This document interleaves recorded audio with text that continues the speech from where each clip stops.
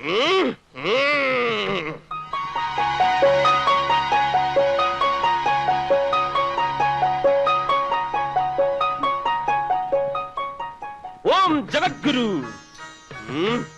ഈ ഫോട്ടോയിൽ കാണുന്നത് കാഷായ വസ്ത്രധാരിയായ ഞാൻ തന്നെയാണ്. ഞങ്ങൾ ക്ലാസ്മേറ്റ്സ് ആണ്.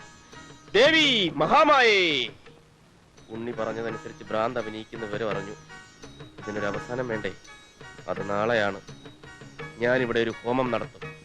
മറ്റു കാര്യങ്ങൾ വഴിയെ അറിയിച്ചോളാം. ഞാനിപ്പോ കുട്ടിയെ ഹിപ്നോട്ടൈസ് ചെയ്യാൻ പോവാണ്. മയങ്ങിയും കിടന്നാൽ മതി.